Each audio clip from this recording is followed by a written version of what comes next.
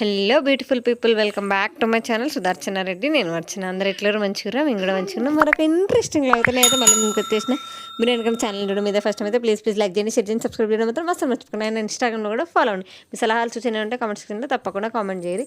మేమైతే ఎల్లమ్మ పండుగ చేసుకున్నామని నేను రీసెంట్గా లాస్ట్ ఒక 1 వీక్ నుంచి మన ఛానల్లో అవే వీడియోస్ పోస్ట్ అవుతున్నాయి. సో అందులో పాటే ఇది. సో మేము ఏడిపోతున్నామంటే గంగ తెప్పగా పోతున్నాం అన్నట్టు.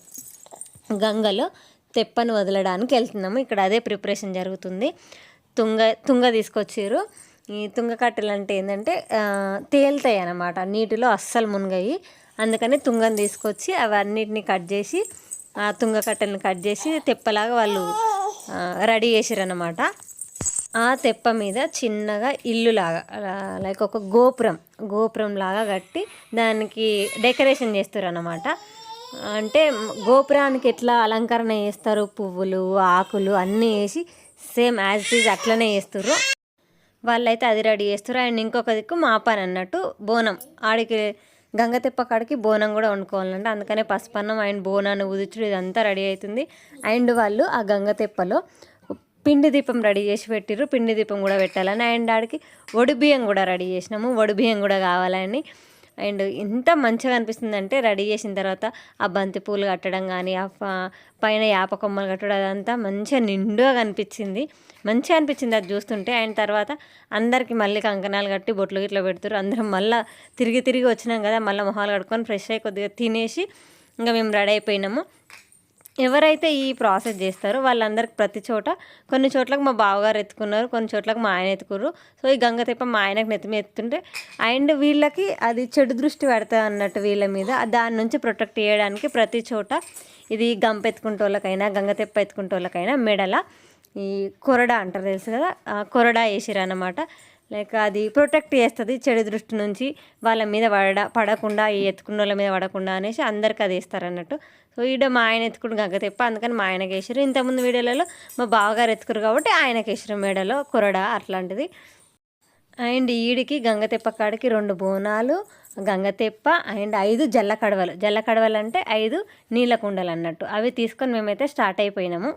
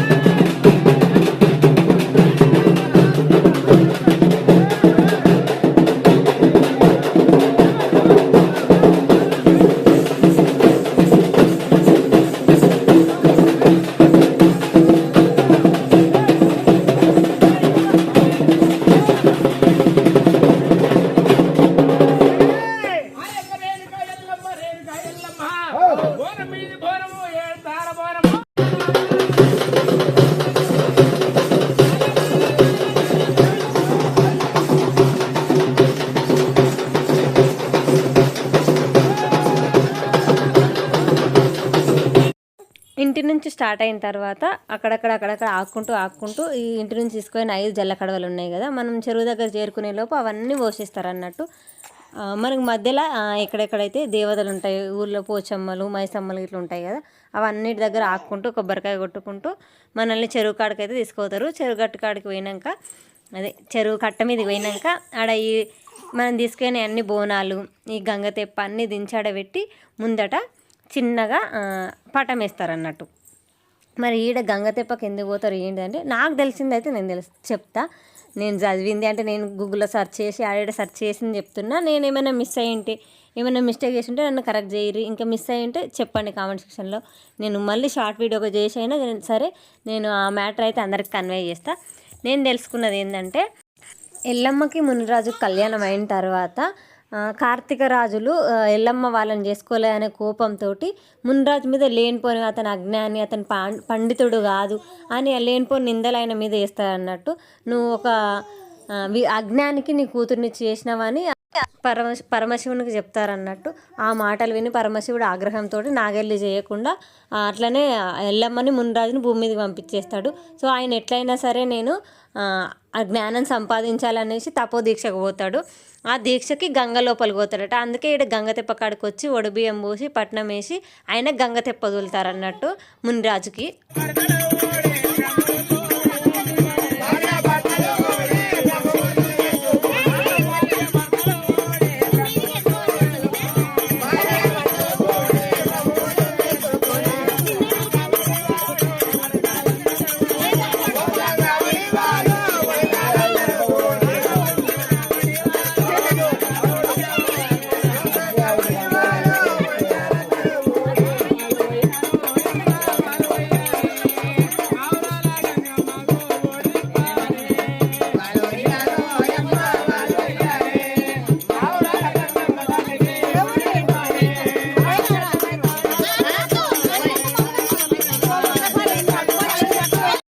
అందుకే గంగతెప్ప కాడ అంటే ఎక్కడైతే మన ఊళ్ళో చెరువు కుంట ఎక్కడైతే నీళ్ళు ఉంటాయో అక్కడికి పోయి ఈ గంగతెప్ప అనేది అందులో వదిలేస్తారన్నట్టు.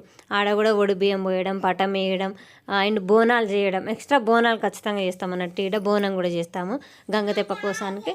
సేమ్ 5 ముత్తైదులు పోయి 5 కానీ 9 మంది కానీ 11 మంది కానీ ఎంతమంది అయినా వేయచ్చు. అందరూ ఒడిబియ్యం పోసిన తర్వాత ఇంకా ప్రాసెస్ అంతా స్టార్ట్ అవుతాయి అన్నట్టు. వాళ్ళు దిష్టి తీస్తారు ప్రతి చోట. ఈ దిష్టి చేయడం అయితే కామన్ గుమ్మడికాయ తోటి. అండ్ గంగతెప్పకు పూజ చేసి వాళ్ళైతే గుమ్మడికాయ కొట్టేస్తారు.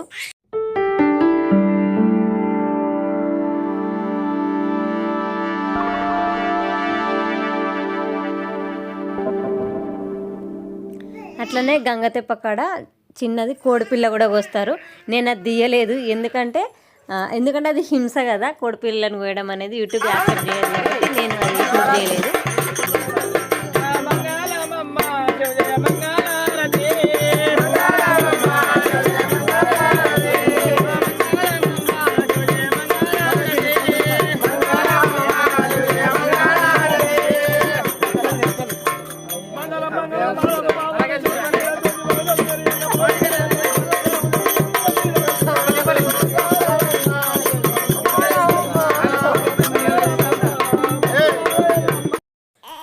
కోడిపిల్లను కోసి మంగళారతి ఇచ్చిన తర్వాత ఇంకా వాడున్నాయన్నీ తీసేస్తారు అన్నట్టు.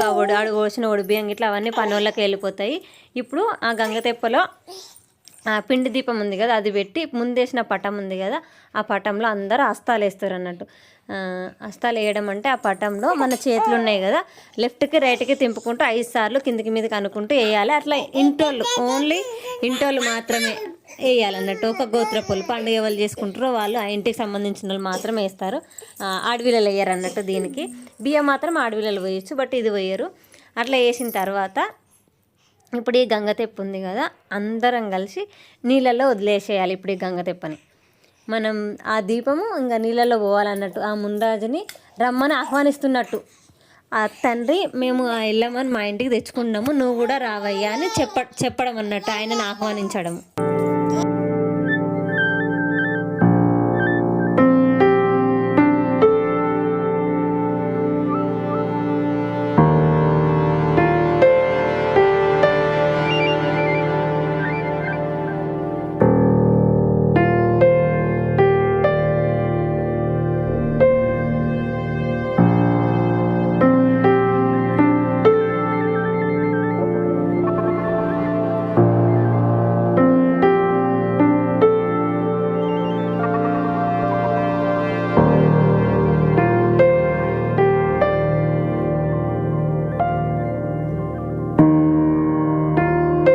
గంగతెప్పని అందులో వదిలేసిన తర్వాత ఎవరైతే హస్తాలు వేసిరో వాళ్ళందరం కాలు చేతులు కడుక్కొని మొహం గిట్లా కడుక్కోవాలి. యాక్చువల్ అయితే స్నానమే వేయాలంట, బట్ ఆడ ఓపెన్ ప్లేస్ కాబట్టి స్నానాలు చేసే వీలు లేదు కాబట్టి మేము ఇంటికి వచ్చినాక చేసుకోవాలని చెప్పారు.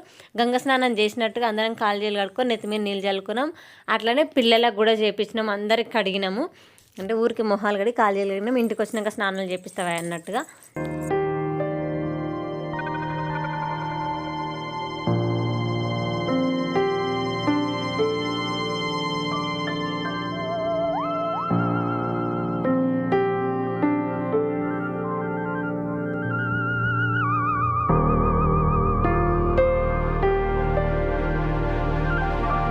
అందరం గంగ స్నానం చేసిన తర్వాత మళ్ళీ అందరికీ బొట్లు పెట్టేసి ఇంకా అందరం ఇంటికి స్టార్ట్ అయిపోవడమే.